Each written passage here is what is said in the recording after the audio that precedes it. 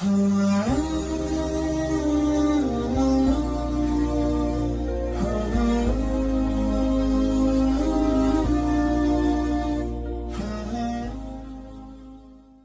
مجید کا مطالعہ ہمیشہ خالی الذہن ہو کر کرنا چاہیے، یعنی اگر آپ نے پہلے سے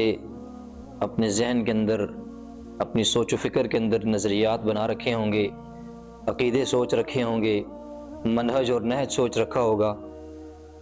تو پھر آپ قرآن مجید سے کا مطالعہ کرتے ہوئے کما حقہ اس کا مطالعہ نہیں کر سکتے۔ آپ خالی الذہن ہو کر اپنے ذہن کو سوچ و فکروں سے آزاد کر کے اور دنیاوی عقیدوں سے آزاد کر کے جب قرآن مجید کا مطالعہ، ترجمہ اور تفسیر قرآن کو سمجھنا شروع کریں گے، تو جیسے جیسے قرآن مجید کی تفسیر قرآن مجید سے کرتے چلے جائیں گے، یا صحیح آثار سے، صحیح احادیث سے اور اسلاف سے، صحیح روایات سے، چیزوں سے آپ اس کی تفسیر کرتے چلے جائیں گے، تو آپ کے ذہن، عقیدہ بھی، نظریات بھی، اعمال بھی، ساری چیزیں خود بخود درست ہوتی چلی جائیں گی، اور آپ قرآن مجید کی روشنی سے منور ہوتے چلے جائیں گے، اور اس کی نورانیت آپ کے سینوں میں، قلب میں بھی، آپ کے دماغ کو بھی مطہر کرنا شروع کر دے گی۔ اگر آپ پہلے سے کسی سوچ اور فکر کو، کسی منہج کو لے کر کے آپ قرآن مجید کا مطالعہ کریں گے، تو یاد رکھیں پھر آپ قرآن مجید سے بھرپور نفع حاصل نہیں کر سکتے، کیونکہ آپ نے پہلے سے سوچ اور فکر بنا رکھی ہے۔ پھر اسی سوچ اور فکر کے مطابق، اسی نظریے کے مطابق آپ قرآن مجید کا مطالعہ کریں گے، پھر اسی کے مطابق آپ کی اصلاح بھی ہوگی۔ وہی چیزیں جو آپ پہلے سے سوچ کر کے آئے ہیں، قرآن مجید میں آپ کو وہی علوم نظر آئیں گے، وہی باتیں نظر آئیں گی۔ اس کے علاوہ ساری باتیں یکسر آپ کے دماغ سے اتر جائیں گی، آپ اس کو نظر انداز کریں گے، آپ کے لیے وہ اہمیت کی حامل نہیں ہوگی۔ جیسا کہ اگر آپ حضرات صحابہ کرام رضوان اللہ تعالیٰ علیہم اجمعین کی اگر زندگیوں کو دیکھیں، تو جب انہوں نے قرآن مجید کی عظیم دعوت کو سینوں سے لگایا، تو پچھلے سارے عقیدوں کو، سارے باطل نظریات کو، افکار کو یکسر چھوڑ کر کے قرآن کو، اس کے علوم و معارف کو، اس کی آیات کو اپنے سینے سے لگایا اور اسی کی طرف اپنی بھرپور توجہ کی۔ پھر جیسے جیسے قرآن مجید نازل ہوتا گیا، سرکار دو عالم صلی اللہ علیہ وسلم صحابہ کرام کو سمجھاتے رہے، تو صحابہ کرام اپنے عقیدوں کو بھی مضبوط کرتے رہے، اپنے اعمال کو بھی، اور اپنی سوچ اور فکر اور نظریات کو بھی درست سمت پر گامزن کرتے رہے۔ تو یہ صحابہ کرام کا، ہمارے اسلاف کا طریقہ کار قرآن مجید کو سمجھنے کا یہی تھا۔ اگر آپ دیکھیں، میں اس کو اگر مثال کے ذریعے آسان کروں، اگر آپ کا تعلق دفاع صحابہ کے پلیٹ فارم سے ہو اور آپ قرآن مجید کا مطالعہ شروع کر دیں، سمجھنا شروع کر دیں، تو پھر پورے قرآن میں آپ کی نظر صرف اور صرف صحابہ کرام کی عظمت سے متعلق آیات ہوں گی، ان کے آداب سے متعلق آیات ہوں گی، ان کے متعلق، ان کے حقوق سے متعلق قرآن کیا کہتا ہے۔ آپ کی ساری نظر، پوری توجہ، آپ فوکس اسی بات کو کریں گے۔ دیگر سارے علوم اور معارف آپ ان پر کما حقہ توجہ پھر نہیں دے سکتے۔ اسی طرح آپ کا تعلق اگر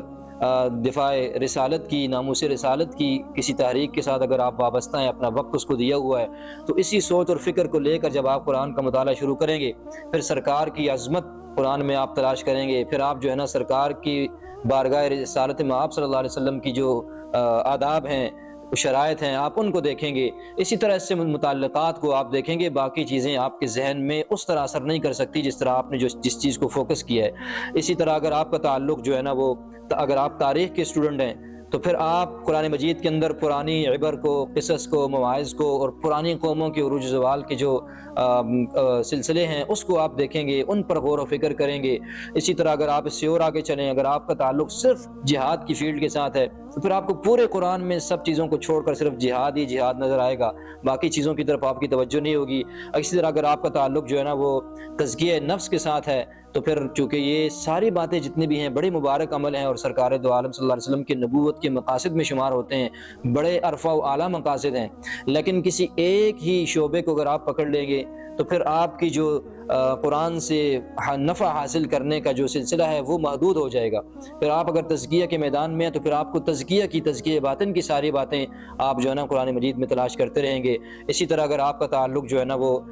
فلاح انسانیت کے کسی پلیٹ فارم سے ہے، تو پھر آپ جتنے بھی انسانیت کے حقوق سے متعلق اور حقوق العباد سے متعلق آیات ہیں، وہ سب کے سب آپ کے سر میں پیش نظر رہیں گی۔ اور اگر آپ کا تعلق دعوتی میدانوں سے ہے اور لوگوں کو آپ اصلاح کی طرف مائل ہیں، تو پھر آپ اسی کی طرف توجہ کریں گے۔ تو عرض کرنے کا مقصد یہ ہے کہ بہت ساری تحریکات ہیں، بہت سارے سلسلے ہیں، اگر پہلے سے کوئی ذہن بنا کر کے انسان قرآن مجید کا مطالعہ کرے، تو اس کا نقصان ہم عام معاشرے کے اندر یہی دیکھتے ہیں پھر یہ ہوتا ہے کہ اسی ایک مقصد کی طرف قرآن مجید کا مطالعہ کرتے ہوئے آپ کی توجہ ہوتی ہے، اور میں سمجھتا ہوں کہ یہ سراسر قرآن کے جو اسلوب ہے یا قرآن کا جو مقصد ہے یا قرآن کی جو عظمت ہے، یہ اس کے ساتھ سراسر ناانصافی ہے کہ ہم اپنا ذہن بنا کر کے اپنے مقاصد کے لیے، چھوٹے اور محدود مقاصد کے لیے قرآن مجید کا مطالعہ کریں، تو خالی الذہن ہو کر قرآن کی عالمگیر دعوت کو لے کر، قرآن کی عالمگیر اور ابدی جو ہے نا قیامت تک کے لیے اس کی جو ہے نا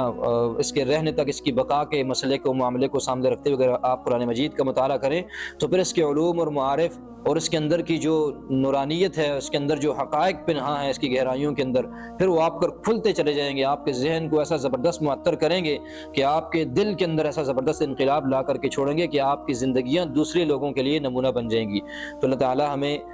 قرآن مجید کا جب ہم مطالعہ کریں تو اس سے پہلے خالی الذہن ہونے کی اور پہلے سے ترجیحات کو متعین نہ کرنے کی اللہ تعالیٰ ہمیں توفیق نصیب فرمائے۔ وما علیہ الا البلاغ المبین۔